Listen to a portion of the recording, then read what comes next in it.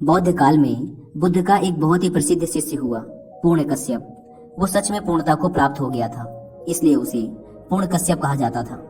जब बुद्ध को उस शिष्य पर पूरा भरोसा हो गया कि अब इसे कोई भी चीज परेशान नहीं कर सकती, तो बुद्ध ने एक दिन पूर्ण कश्यप से कहा कि अब तुझे मेरे साथ जगह जगह डोलने की कोई जरूरत नहीं है। अब तू खुद में ही पर्याप्त है। अब तुझे किसी बुद्ध की जरूरत नहीं रही।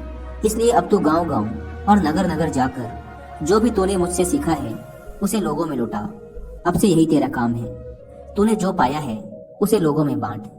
पूर्ण कश्यप ने कहा, लेकिन किस दिशा में जाऊं? आप इशारा तो करिए कि जाना कहाँ है। बुद्ध ने कहा, अब दिशा भी तो खुद ही चुन ले। अब तो तुझे दिशा बताने की भी जरूरत ना रही। तो खुद ही समझदार है। अब अपना मार्ग तो खुद ही चुन सकता है। पूर्ण कश्यप ने कहा, ठीक है भगवान, तो फिर मैंने अपना मार्ग चुन लिया। बिहार में एक गांव है सूखा नाम का, मैं वहीं जाऊंगा। बुद्ध ने कहा, तो एक बार फिर सोच ले। वहां जाकर तू बहुत बड़ी उलझन मोल ले रहा है। बड़े ही दुर्जन और जंगली लोग रहते हैं वहां। उन्होंने आज तक किसी सन्यासी को ना देखा होगा। तेरा जीना मुश्किल कर देंगे वो लोग। बड़ा रस आता है उन्हें दूसरों को दुख पहुंचाने में। बड़े दुष्ट लोग हैं, इसलिए तू वहां मत जा। पूर्ण कश्यप ने कहा, इसीलिए तो वहां मेरा जाना जरूरी है। कब तक जंगलियों की तरह रहेंगे वो लोग? कब तक वो ऐसे ही दुष्ट प्रवृत्ति का जीवन जीते रहेंगे? कब तक उन्हें पशुओं की तरह जीने दिया जाए? आखिर किसी न किसी को तो वहां जाना ही होगा।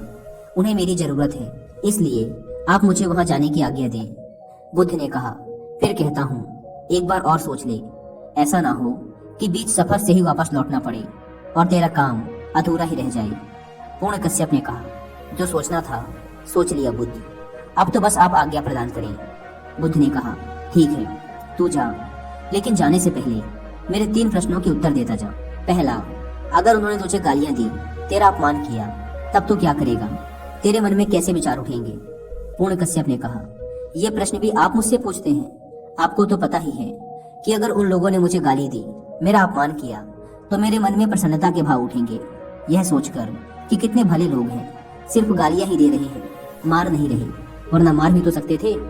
बुद्ध ने कहा, ठीक है, लेकिन अगर वो तुझे मारना ही शुरू कर दे, जो कि वो कर सकते हैं क्योंकि जंगली हैं, तब तेरे मन में कैसे विचार उठेंगे? पूर्ण कश्यप ने कहा, तब भी यह पूर्ण यह सोचकर खुश होगा कि सिर्फ मार ही रहे हैं, मार तो नहीं डाल रहे, वरना जान से भी मार सकते थे। बुद्ध ने कहा, अगर उन लोगों ने तुझे जान से ही मार दिया, तब मरते वक्त तेरे मन में क्या विचार चल रहे होंगे? पूर्ण कश्यप ने कहा, ये बात भी आप पूछ रहे हैं? आपको तो पता ही है कि मेरे मन में चल रहा होगा कि मैं कितना भाग्यशाली हूँ कि इन लोगों ने मुझे उस जीवन से छुटकारा दिला दिया जिसमें ना जाने कितनी गलतियां हो सकती थी। यह सुन बुद्ध ने कहा, अब तू जहां जाना चाहे तू जा। अब तेरा कोई कुछ नहीं बिगाड़ सकता। अब तुझे कोई गाली नहीं दे सकता। अब कोई तेरा अपमान नहीं कर सकता। अब कोई तुझे मार नहीं सकता। ऐसा नहीं है कि वो तेरे को मारेंगे नहीं, तुझे गाली नहीं देंगे। हो सकता है कि उनमें से कोई तुझे जान से ही मार दे, लेकिन अब वो केवल तेरे शरीर को ही मार सकते हैं, तेरे बाहरी शरीर को ही गाली दे सकते हैं, सिर्फ उसी का अपमान कर सकते हैं। अब वो तेरी आत्मा और तेरे मन के साथ कुछ भी नहीं कर सकते। सारा खेल मन का है कि कैसे हम इस दुनिया को देखते हैं, कैसे विचार अपने अंदर पालते हैं।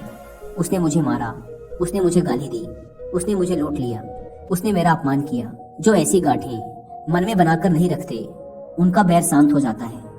मन में बैर रखकर जीना नर्क में जीने के समान है। इस दुनिया में कहीं और कोई नर्क नहीं। मन में शत्रुता रखकर जीना ही नर्क में जीने के समान है। हम जितनी ज्यादा शत्रुता अपने आसपास बढ़ाते चले जाते हैं, हम उतना ही बड़ा नर्क अपने लिए बनाते चले जाते हैं। हम जितनी ज्यादा मित्रता अपने आसपास बढ़ाते चले जाते हैं, हम उतना ही बड़ा स्वर्ग अपने लिए खड़ा करते जा रहे हैं। स्वर्ग नर्क जैसा कुछ भी नहीं होता, ये तो बस मन की 2 अवस्थाएं हैं। शत्रुता में जीना ही नर्क है और मित्रता में जीना ही स्वर्ग है।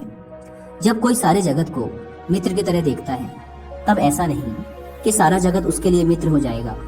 इस भूल में रहना भी मत। लेकिन जब हम सारी दुनिया को मित्र की तरह देखते हैं, तो हमारे लिए ये सारी दुनिया मित्र हो गई। हमारे सारे शत्रु समाप्त हो गए।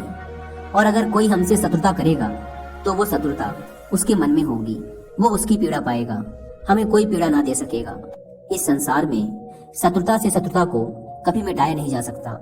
केवल मित्रता से ही शत्रुता को शांत किया जा सकता है। कुल मिलाकर सब कुछ हमारी सोच पर ही निर्भर करता है कि हम सकारात्मक सोचते हैं या नकारात्मक। नकारात्मक सोच का परिणाम भी नकारात्मक ही होना है और सकारात्मक सोच का परिणाम सकारात्मक। विश्वास और सकारात्मक सोच पर मुझे एक कहानी याद आ रही है। एक बार एक गांव में भयंकर अकाल पड़ा। पुराने समय में जब अकाल पड़ता था तो लोग यज्ञ आदि किया करते थे, क्योंकि उनका मानना था कि इससे जल के देवता प्रसन्न होते हैं और फिर बारिश होती है। तो इस बार भी गांव के सारे लोगों ने मिलकर एक बहुत बड़ा यज्ञ करने की योजना बनाई। यज्ञ शुरू किया गया। यह यज्ञ 9 दिनों तक चलने वाला था और गांव वालों का मानना था कि यज्ञ खत्म होते ही जोरों की बारिश होगी। 9वां दिन भी आ गया, जिस दिन सारे गांव वालों को इकट्ठा होकर यज्ञ वाली जगह पर जाकर जल के देवता से पानी की मांग करनी थी। जब सभी लोग यज्ञ वाली जगह पर जा रहे थे तो उसी भीड़ में एक 8-10 साल का बच्चा भी था, लेकिन उस बच्चे ने अपने सर पर एक छाता ओढ़ रखा था। किसी बुजुर्ग ने पूछा, ये छाता क्यों ले जा रहे हो? तो बच्चे ने कहा कि आते समय जब जोरदार बारिश होगी तब ये छाता है तो मुझे पानी से बचाएगा।